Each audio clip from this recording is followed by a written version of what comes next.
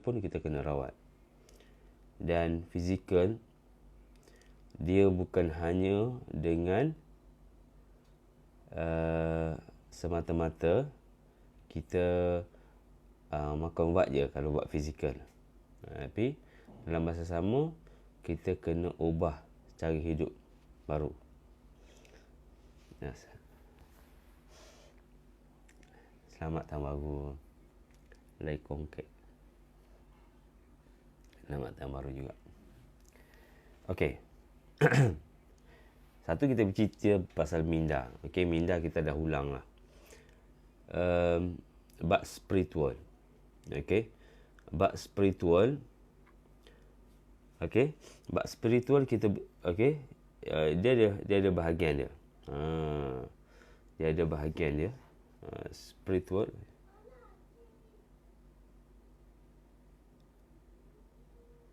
Saya ada soalan. Saya bekerja sebagai HR di syarikat forex trading.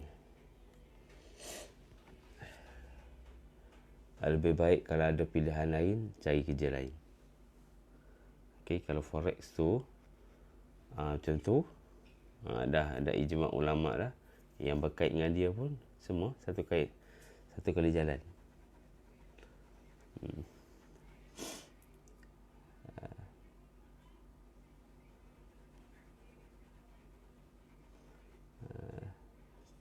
Thank you Azliah Fauzi. Ibu Fauziah. Okey. Baik. Kita bercerita buat spiritual. Spiritual ni macam mana dia boleh rosak dan macam mana nak rawat dia. Spiritual kita ni dia boleh rosak tau. Sistem dalaman kita ataupun sistem semangat kita dia boleh rosak dan macam mana kita nak rawat dia balik. Okey. Nampak Saya ingat nak bincang tajuk biasa tapi rasa macam kena bincang juga. Okey. Okey, bab spiritual spiritual. Ini tak ada share screen. Kalau tak kita boleh share screen. Okey, spiritual. Okey. Bab spiritual. Okey. Dia rosak. Cerita dia macam mana spiritual kita rosak dulu. Okey, punca rosak. Okey. Spiritual rosak sebab pertama, okey, antaranya spiritual rosak ialah disebabkan oleh apa dia? Daripada minda juga. Spiritual rosak daripada minda juga. Dia macam ni. Daripada minda, okey. Daripada minda pergi ke spiritual, spiritual pergi ke jasad. Okey. Daripada minda pergi spiritual, spiritual pergi ke jasad.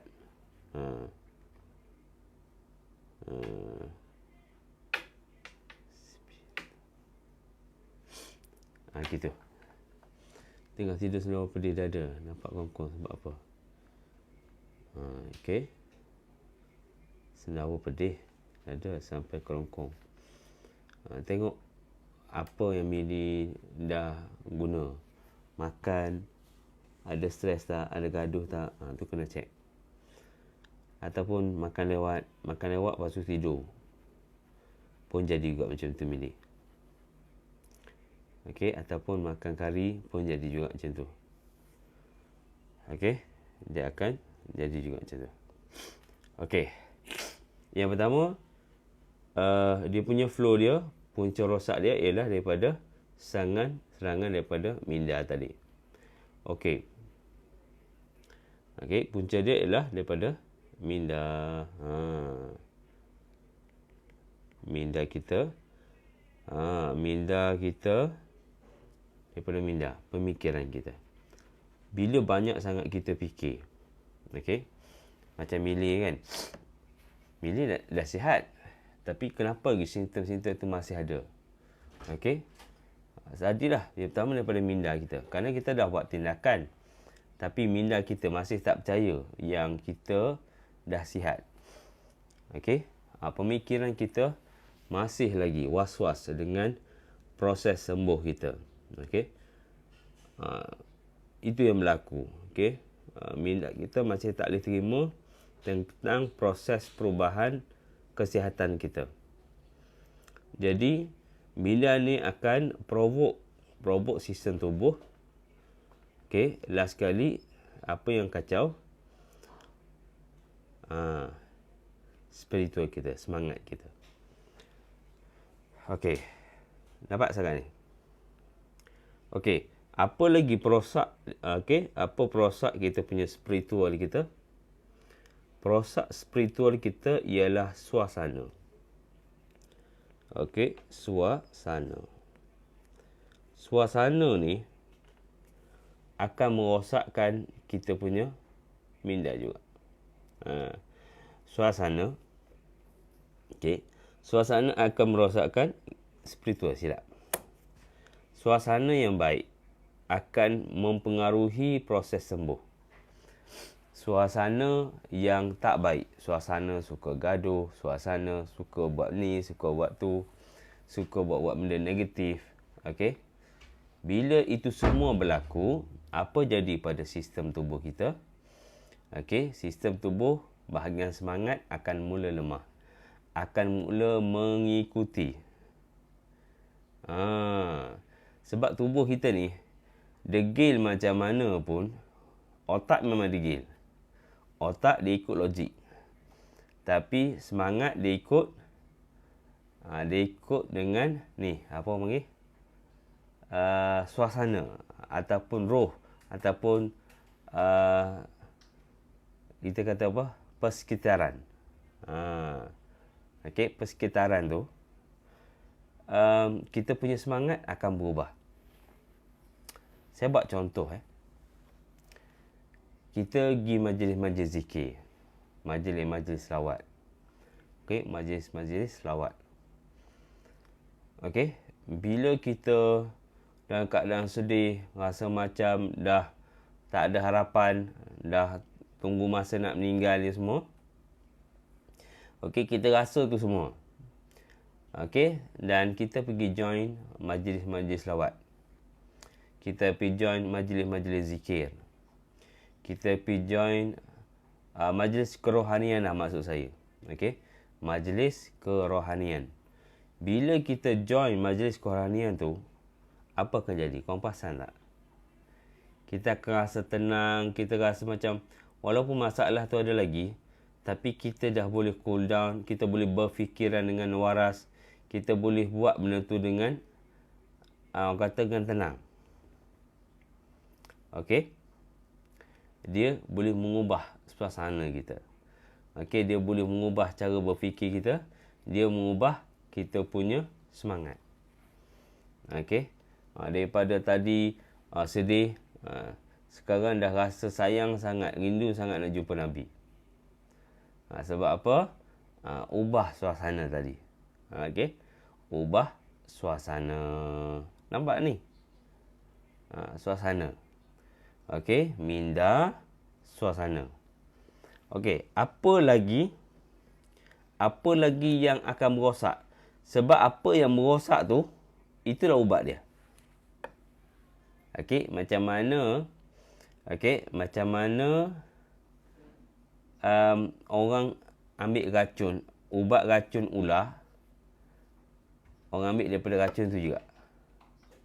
Ubat untuk racun ular, orang guna racun tu juga untuk jadi sebagai penawar.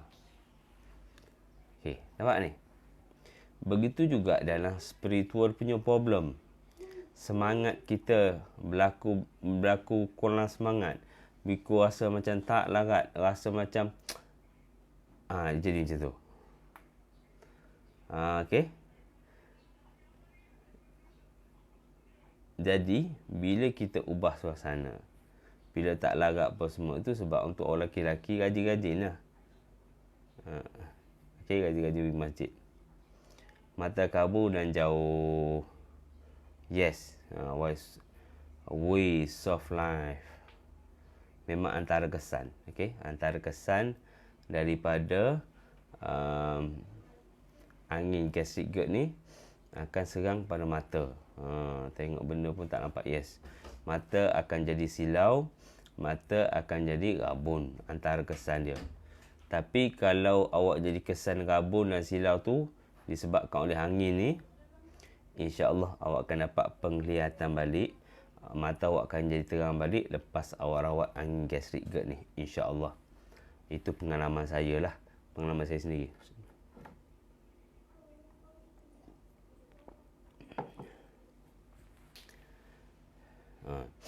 Itu main handphone dan gelapnya dia jugalah. Itu salah satu. Main handphone jarang-jarang. Tak. Okey, tapi yang penyebab utama setakat ni rabun dengan silau. Kebanyakan jadi macam tu. Okey, suasana. Suasana tu akan menyebabkan awak akan jadi lemah. Itu sebab kalau korang pergi ruqyah. Korang pergi ruqyah sekarang kan, yang kena anxiety apa semua tu, pergi ruqyah. Awak balik lega ke rasa macam makin teruk? Siapa yang anxiety pergi ruqyah? Korang rasa lega ke rasa makin teruk? Okey. Itu yang terjumpalah. Ramai yang datang. Bila dia duduk tunggu, proses tunggu queue untuk nak kena ruqyah tu, otak dia lagi down. Kan orang ramai-ramai beratur. Nak buat dengan masalah mata ni. Okey. Ways of life. Nanti PM saya, insya-Allah. Untuk rabun ni, awak kena ada minyak gestar. Okey. Awak kena ada minyak gestar. Lepas tu roll kat tepi ni. Tepi ni, kiri kanan. Kiri dan kanan. Ni sangat bantu. Tepi ni tolak naik atas. Lepas tu pipi ni tolak naik atas. 3. Okey. Kena ada minyak gestar tu. Roll kat pipi. Sini. Sini ke sini. Tu rabun. Buat konsisten. InsyaAllah 3 hari nampak perubahan. Okey, baik. Perosak. Yes. Ada minyak gestar tu. Boleh je, tak ada masalah. Kalau kita dengar ruqyah YouTube, boleh je, tak ada masalah. Saya tak cakap ruqyah tu masalah. Tak. Saya nak cerita suasana tu. Suasana orang tu menjerit, orang ni menjerit. Okey? Orang tu menjerit, orang ni menjerit. Dah last sekali hati kita rasa nak jerit. Okey? Ia terkesan dengan roh kita. Itu sebab tukang jaga orang anxiety. Okey? Kebanyakannya, bila pesakit tu dah sihat, tukang jaga pula kena. Okey? Sebab apa? Dia dah lama bertahan. Siang malam duduk melayan kita punya anxiety. Okey? Bila pesakit tu dah sembuh, dia pula kena tu. Itu normal. Itu biasa berlaku macam tu lah. Jadi, sebenarnya, itu sebab siapa pesakit dan penjaga pesakit, okey, digalakkan anda bersama-sama dengan saya untuk live sama, untuk saya bantu anda proses sembuh dia, insya-Allah. Boleh? Okey. Apa lagi spiritual yang menyebabkan spiritual kita ni rosak, semangat kita jadi rosak. Okey? Semangat jadi rosak ialah orang rapat. Okey, orang rapat dengan kita, ada yang negatif, ada yang positif. Okey? Spiritual rosak ialah siapa dia? Orang rapat. Itu sebab saya tak beritahu family ke siapa. Tak kira lah siapa yang rapat. Okey? Dia panggil orang rapat. Orang rapat. Orang rapat ni pun penting. Dah mandi garam 3 hari, tapi rasa down, kan? Masih lagi. Ni saya cakap, ni Super Haris. Okey, nak kena ubat. Nak kena buat research balik kita punya sistem spiritual. Elok sangat Super Haris join hari ni. Okey. Nak bagi tahu semangat kita rasa down apa semua ni. Okey, dia mula daripada ni serangan tadi. Okey. Serangan tadi. Okey, serangan sesi tadi sebab suasana. Okey, sebab minda kita sendiri. Okey, ataupun orang rapat kita. Super Haris rasanya orang rapat. Okey. Orang rapat. Orang rapat ni antara orang yang akan merosakkan. Kalau dia positif, kita jadi lagi positif. Kalau dia negatif, kita lagi negatif. Okey, kalau kita sebagai pesakit, kena cari orang rapat yang boleh bantu kita sama-sama kuat. Okey.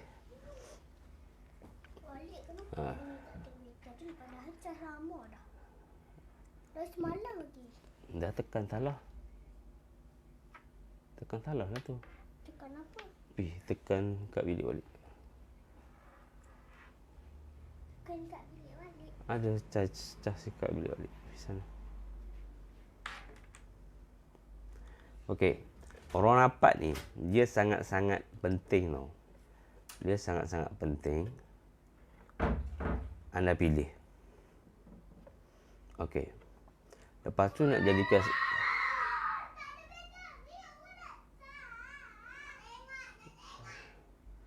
kita nak jadikan siapa orang rapat kita. Kalau kata lepas tu, takkan nak letak bini kita jadi orang rapat kita. Tak semestinya. Orang rapat ni, orang yang kita percaya.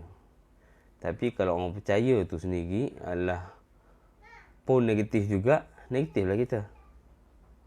Okey, itu sebab orang rapat awak kena pilih. Tak semestinya isteri kita adalah orang rapat kita. Jelas setakat ni. Ataupun suami kita sebagai orang rapat kita. Okey, sahabat kita. Faham ni? Kena pilih.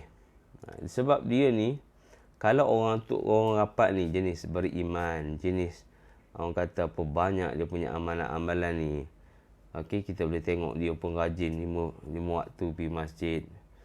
Dia pun kita nampaklah dia punya cara cakap pun, okey. Semua ni nampak dia cakap pun semua bagus. Okey, kita boleh jadikan dia sebagai kawan rapat ataupun kawan untuk kita dengar semangat dia. Kalau orang rasa tak jumpa dah, nak cari siapa lah orang yang boleh aku dengar. Okey, orang yang boleh aku dengar nasihat untuk bantu aku rawat gastrik GERD ni, bolehlah jadikan saya sebagai penasihat awak ataupun dengar je lah. Okey, awak dengar je lah. Okey, sama ada pukul 9 pagi ataupun 11 pagi. Okey, datang duduk sini, duduk dekat kat TikTok.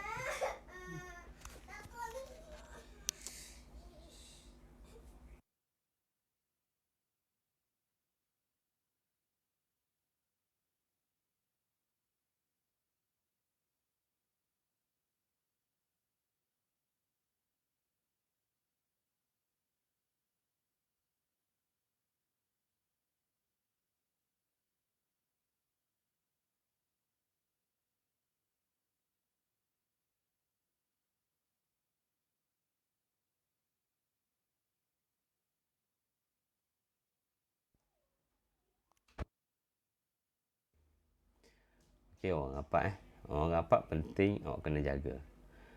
Sebab dia adalah vibe yang aura dia tu, okey. Aura dia tu sangat mempengaruhi. Okey, mempengaruhi kita punya semangat kita. Boleh? Jadi, hati-hati dengan siapa awak pilih nak jadikan dia tu sebagai kawan rapat ataupun penasihat kita. Boleh? Okey. Siapa lagi yang boleh rosakkan? Okey. Boleh rosakkan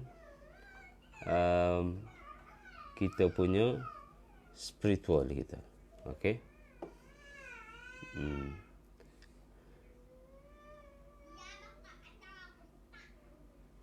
Okey. Siapa lagi yang boleh merosakkan kita punya semangat kita? Ialah ni, dengan siapa? Dan kalau boleh awak elakkan orang ni. Okey. Bersama dengan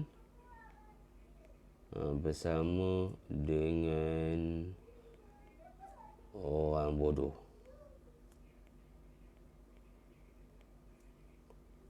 Okey. Bersama dengan orang bodoh. Kalau awak sentiasa bersama dengan orang bodoh, lama-lama awak punya aura akan turun. Awak akan semangat, awak akan jatuh. Okey, bersama-sama orang bodoh ni, maksud saya, bersama orang yang tak tahu pasal sakit kita. Bersama dengan orang tak tahu pasal cara stres kita. Kita bersama dengan orang tak tahu tentang sakit, perasaan seorang pesakit. Kalau terus bersama dengan dia orang, okey, bila kita bercakap je, sabarlah, istighfarlah banyak-banyak. Dah, awak stop cakap pasal awak tak jangan share lagi masalah dengan dia. Sebab dah tahu dah. Kalau awak share, lagi sakit hati. Sebab dia tak faham pun. Dia tak tahu pun tentang sakit kita. Itu sebab kena elakkan buat sharing. Okey? Sharing dengan orang yang tak tahu ni. Sebab kalau kita bersama dengan dia orang tentang sakit kita ni, dia akan nasihatnya pelik-pelik je. Awak pergi makan ni, pergilah makan doyan. Okey? Ni awak ada GERD kan? GERD ni, kalau ada GERD, bagus minum air gas. Faham ni? Dia tak tahu pun tentang tahap sakit awak. Dia ingat cerita kita pasal kita susah sendawa je. Okey? Tapi, sebenarnya, tahap dia macam ni. Tahap tahap sakit dia macam ni. Tahap kita macam ni. Tapi dia hurai dengan kepala otak dia. Last sekali, lama-lama, kita punya semangat akan lagi down. Kita punya sistem tubuh akan jadi down, dan sangat-sangat down. Faham? Dapat? Kenapa boleh jadi macam ni? Dia akan jadi macam itulah. Okey? Jadi, bila ada banyak lagi, tapi 4 dulu. Okey, bila dah jadi macam ni, kita kena reset balik. Reset balik bermula daripada diri kita dulu. Bermula daripada minda kita dulu. Okey, bila dah jadi macam ni, okey, kita kena reset minda kita dulu. Dia tak boleh, aku nak ubah dia tu dulu lah, suasana aku biar jadi baik, baru aku jadi baik. Tak boleh. Kita kena ubah mindset kita, cara pemikiran kita dulu. Okey.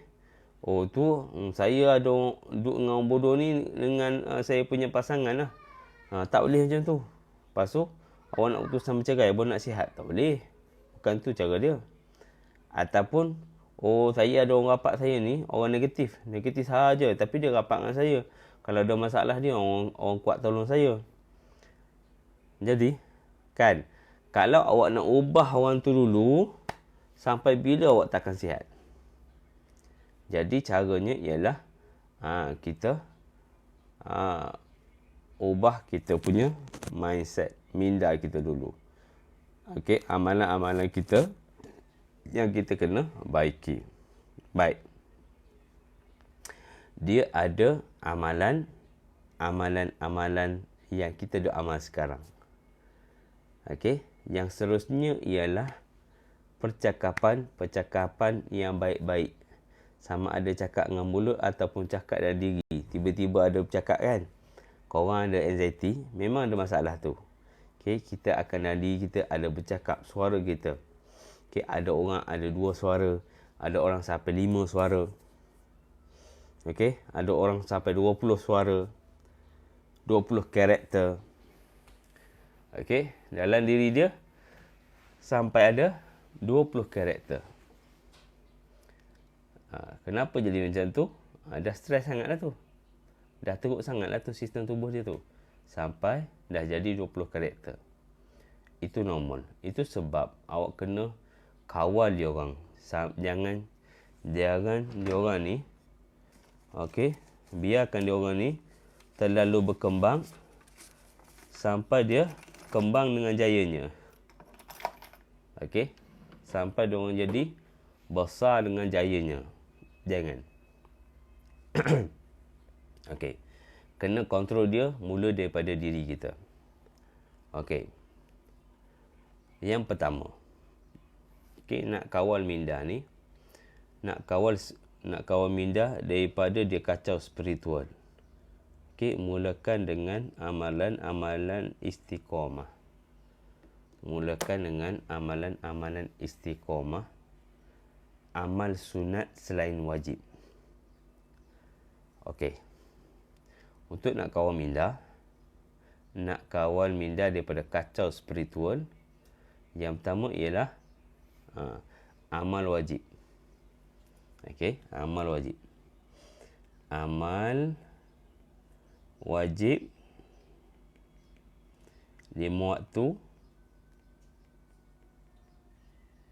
Okey, buat. Okey, kena buat. Okey. Amal wajib buat. Itu asas dia. Lepas tu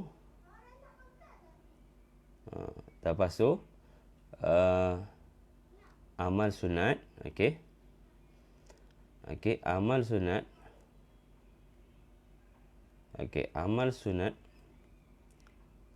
tambah.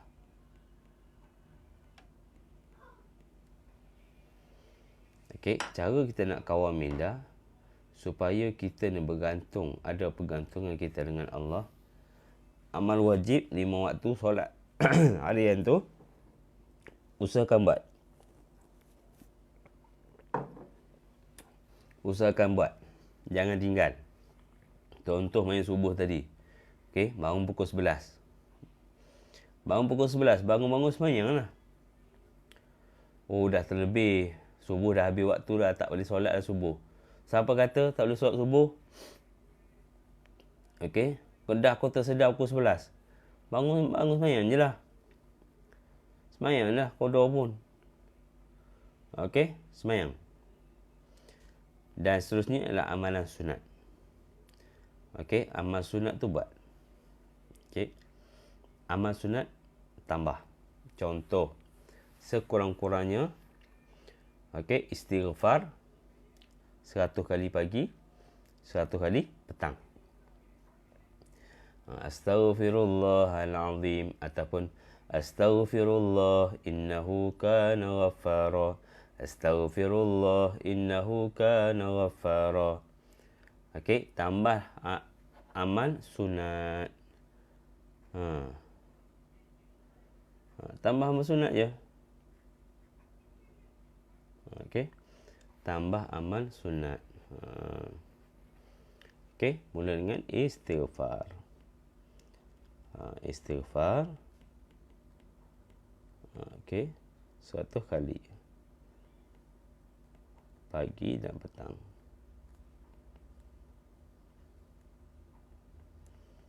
Okey. Astaghfirullah innahu kana ghaffara. Astaghfirullah innahu kana ghaffara. Astaghfirullahalazim. Boleh? Okey, istighfar. Boleh buat. Okey. Dan untuk spiritual, nak reset spiritual. Okey, selain daripada kita buat amal, doa. doa dengan Allah sungguh-sungguh dalam hati. Kalau boleh lagi detail, lagi bagus. Lagi detail, lagi bagus. Allah Ta'ala dah maha faham. Tapi kita terlalu detail bercerita dengan doa dengan Allah, itu lebih baik daripada kita bercerita terlalu detail dekat media sosial. Daripada kita cerita detail kat media sosial, baik kita cerita detail dengan Allah. Kenapa perut ni ada kaitan dengan jin ke? Awak bila pergi masjid hilang sekejap mata. Tu cerita dia. Okey. Maknanya Burhanuddin orang yang cinta masjid. Bila dia pergi masjid, dia lupa habis dah semua kesengsaraan yang ada dalam diri. Bagus Burhanuddin. Ini antara lah. Innama ya'muru masajidallahi man amana billahi wal yawmil akhir. Okey. Orang yang pergi masjid, man amana billah, yang mengimarahkan masjid. Okey. Allah bagi apa? Allah bagi penyaksian. Orang ni beriman pada Allah dan hari akhirat. Okey. Rasa pergi masjid. Itu antara tanda cinta kita. Okey. Antara tanda cinta, kita boleh tengok rumah orang kita cintai. Dah rasa lega lah. Okey. Paling besar sekali kita boleh jumpa dengan orang kita cintai. Kita boleh dengar orang yang kita cintai. Best lah. Okay, kita boleh bercakap pasal orang yang kita cintai. Pun rasa lega. Maknanya, bagus lah tu. Maknanya tanda kita sayang Allah Ta'ala tu sangat-sangat tinggi. Bagus-bagus. Okey. Yang seterusnya untuk minda, okey. Okey, doa kena doa. Untuk nak spiritual ni kena doa. Doa solusi dia. Okey, solusi.